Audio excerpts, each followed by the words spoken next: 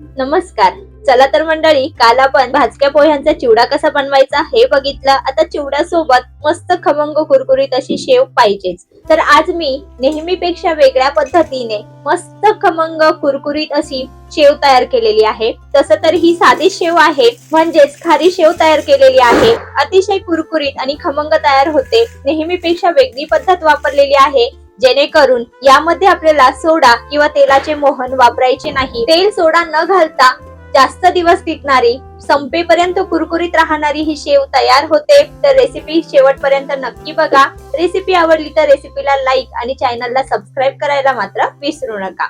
तर या ठिकाणी आपण अर्धा किलोच्या प्रमाणामध्ये ही शेव तयार करतोय. त्यासाठी सुरुवातीला घेतलेला आहे वाटीच्या प्रमाणात म्हणाल तर 125 ग्रॅमची वाटी घेतली. त्यांनी 4 वाटी मोजून हे बेसन घेतलेलं आहे. बेसन ही विकतच आहे. घरी दळलेल्या डाळीची सुद्धा तुम्ही ही शेव तयार करू शकता. फक्त डाळ ही व्यवस्थित बारीक अशी दळून आणायची. या ठिकाणी संपूर्ण 4 वाट्या बेसन घेतलेलं आहे. ते संपूर्ण 4 वाट्या 2 भागामध्ये इथे मी 2-2 वाट्या बघा चाळणीने गाळून घेतलं. तर इथे पीठ हे व्यवस्थित असं चाळूनच घ्यायचं आहे, म्हणजे यामध्ये गाठी शिल्लक राहत नाही आणि एकसारखं बेसन हे तयार होतं. शेव ही मस्त छान खमंग आणि कुरकुरीत तयार व्हावी याकरिता पोहे खाण्याचा जो चमचा आहे त्या चमच्याने मोजून 2 छोटे चमचे इथे तांदळाचं पीठ घातलं. यामध्येच आपण पाव चमचा हिंग घालूया. हिंग घातल्यामुळे शेव ही पचायला हलकी फुलकी बनते, त्यामुळे थोडा तरी हिंग घालायचाच. 1 चमचा लाल तिखट घातलं. इथे लाल तिखटचं प्रमाण तुम्हाला शेव ही कितपत तिखट हवी किंवा नसेल घालायचं तर नाही घातलं तरी चालेल, त्यानुसार घाला.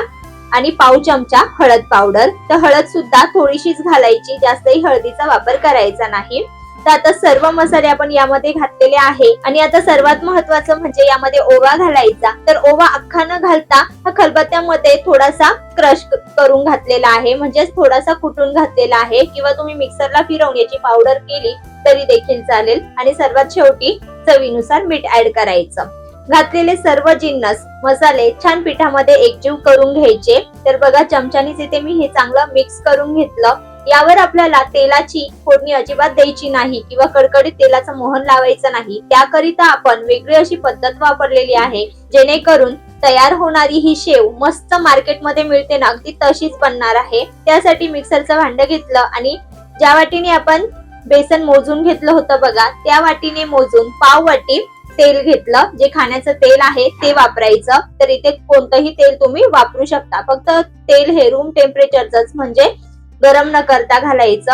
आणि सारख्याच वाटीने इथे मी 1 वाटी पाणी घातलेलं आहे.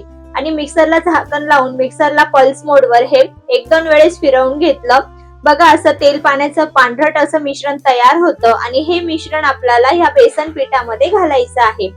तर ह्या पाण्याचा वापर करून जेव्हा तुम्ही शेव बनवाल तेव्हा तुम्हाला खरंच जाणवेल की यामध्ये सोडा घालायची अजिबात गरज पडत नाही. सोडा न घालता सुद्धा मस्त खमंग आणि कुरकुरीत ही शेव तयार होते.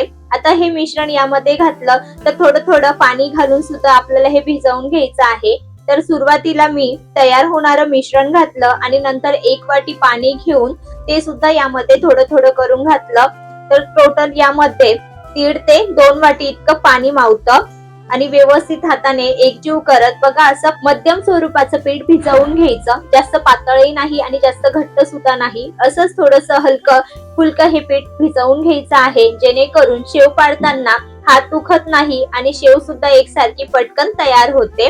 तर मिश्रण इथं भिजवून तयार आहे. आता हे काही भिजत ठेवायची गरज नाही, लगेच शेव पाडायला घेऊ.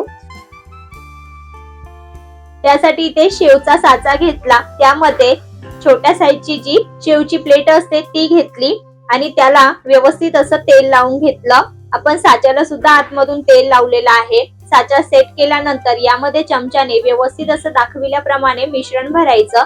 मिश्रण भरत असताना ते व्यवस्थित दाबून भरायचं, जेणेकरून कुठेही शेव ही तुटणार नाही, छान एकसारखी तयार होईल. तर बघा साच्यात मावेल इतपत मी हे व्यवस्थित असं भरून घेतलं.